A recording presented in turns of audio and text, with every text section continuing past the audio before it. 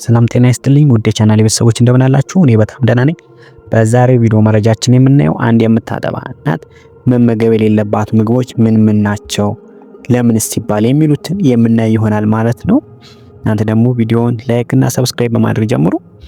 አንድ የምታጠባ እናት ስለምትመገበው ምግብ መምረጥና መጠንቀቅ ያለባት 3 አብይ ምክንያቶችን ልታደርግ ትችላለች።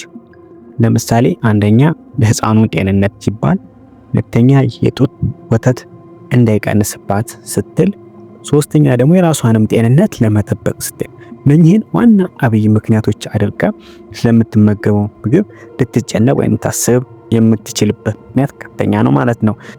እነኚህን ምክንያት ያደረገ ነገር ግን ብቻ ሳይሆን ሌሎችም ይኖራሉ። ነገር ግን አሁን ላይ የምናየው ከነኚህ ጋር የተገናኘ ስለሆነ አንድ የምታጠባ እናት ምን ምግቦች መመገብ የለባት የሚሉትንና ለምንድነው መመገብ የሌለባት የሚለውን ዋናውን ነገር አያይዘን የምናይ ይሆናል ማለት ነው። እንግዲህ አንደኛ ከፍተኛ የሜርኩሪ ይዘት ያላቸው አሳዎች ናቸው። አንዳንድ የአሳ ዝርያዎች የሜርኩሪ ይዘት አላቸው።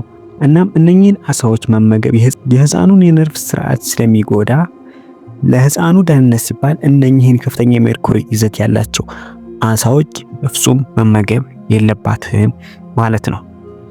ቢያንስ እነኚህን ምግቦች ለመስጠት ለልጇ እንኳን ለመስጠት ህፃኑ ቢያንስ ከ1 ዓመት በላይ ሊሆነው ይገባል ማለት ነው። ነገር ግን እሷ የአሳ ፍቅር ወይም የአሳ ፍላጎት ካላት ዝቅተኛ የሆነ የሜርኩሪ የአሳ ዝርያ ያላቸውን እነሱን መጠቀም ይጣላል ማለት ነው። ሁለተኛ የምናገኘው አልኮል ነው። ሲጀመር አልኮል እንኳን ለምታጠባ እናት ቀርቶ ኖርማል ሰውም ራሱ አልኮልን መጠቀም የለበት ወይም እንዲጠቀም አይመከርም። አንድ የምታጠባ እናት አልኮል የምትጠቀም ከሆነ ግን የልጁን የእድገት ሁኔታ ሊያጓትት ይችላል ማለት ነው። የእድገት ሁኔታ ሊያዘገይ ይችላል። እንዲሁም የእንቅልፍ ሁኔታውን በማዛባት ባልዳበሩ የኩላሊትና የጉበት ስርዓቱ ላይም ከፍተኛ የሆነ ጫና ሊያሳድር ይችላል ማለት ነው። ሶስተኛ ካፌን ነው። ከፍተኛ የካፌን ይዘት ያላቸው ምግቦችንም ይሁን መጠጦችን መጠቀም የለባት።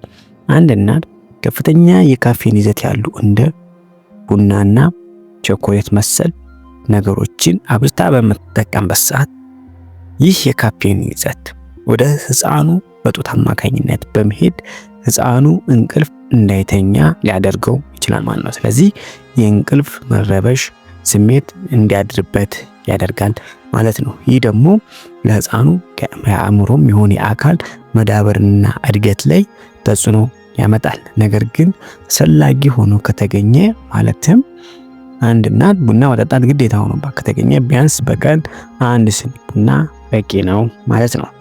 አራተኛ የታሸጉ ምግቦች።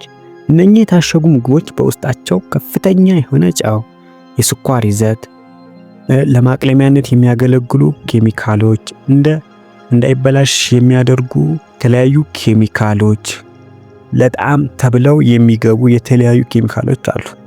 እናም እነኚህ ነገሮች እናት ከምታጠባው ወተት ጋር አብረው በመሄድ በህፃኑ የነርቭና የአካል እድገት ላይ ከፍተኛ የሆነ ጉዳት ያመጣል ማለት ነው። እንዲሁም የሆርሞን እድገት ላይ ተጽዕኖ ያደርሳል ማለት ነው። ከዛም አልፎ የአለርጂ ሂደቶች በህፃኑ ላይ ሊታዩ የሚችሉበት ሁኔታ አለ ማለት ነው።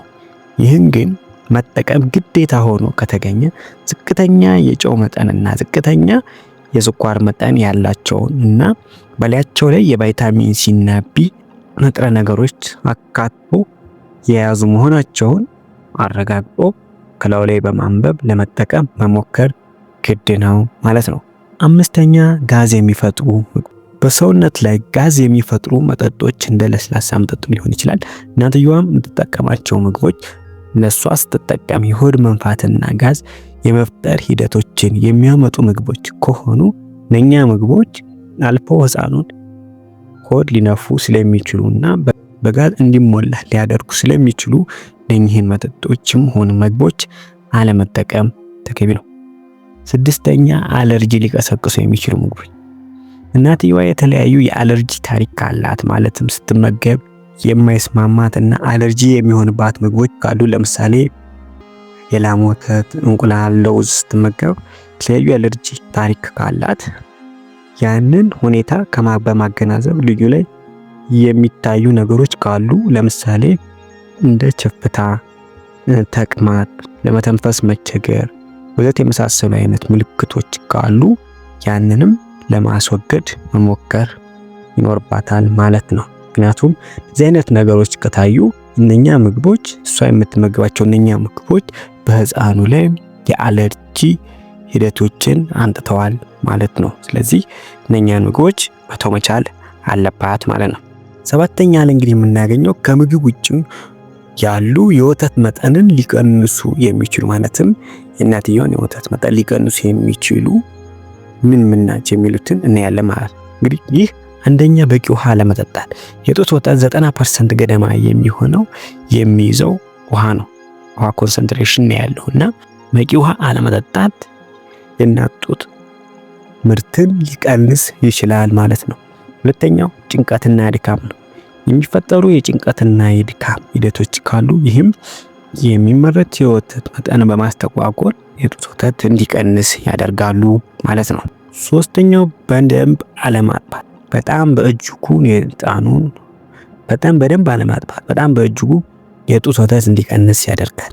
አንዲት እናት ልጇን ከወለደ ቀን ጀምሮ ጡቷን በደንብ በማጥባት ጡቱ እንዲመረት የሚያደርገው ሆርሞን ትዕዛዙን ከፍ አድርጎ እንዲቀበልና ይህም ምን ያክል ማምረት አለብኝ የሚለውን ይዘቱን ከፍ አድርጎ በማሰብ ቶሎ እንዲያመነጭ ቶሎ እንዲያመርት እሷ ቶሎ በማጥባት ያንን ትዕዛዝ ለአእምሮ እንዲያስተላልፍ ማድረግ መቻል አለባት። እናም ቶሎ በደንብ ማጥባት ጥሩ ወተት ምርት እንዲኖር ያደርጋል ማለት ነው። አራተኛ አንዳንድ መድኃኒቶች የጡት መጠንን የሚቀንሱ ከመሆናቸውም አልፎ በጣም የጡት ወተትን የሚያደርጉ ናቸውና እነኚህም ከሐኪም ጋራ በመመካከር ያለ ሐኪም ትዕዛዝ መድኃኒትን አለመውሰድ በእጅጉ አስፈላጊ ነው ማለት ነው።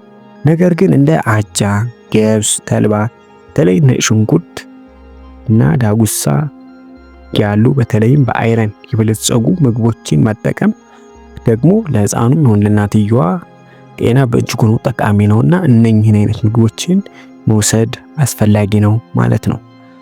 በስተመጨረሻ ለዛሬ ያያስኩላችሁ መረጃ ይሄን ይመስላል ማለት ነው። ቻናላችንን ሰብስክራይብ፣ ቪዲዮውን ደግሞ ላይክ ማድረጋችሁ እንዳይረሳ። እናመሰግናለን። ባይ ባይ።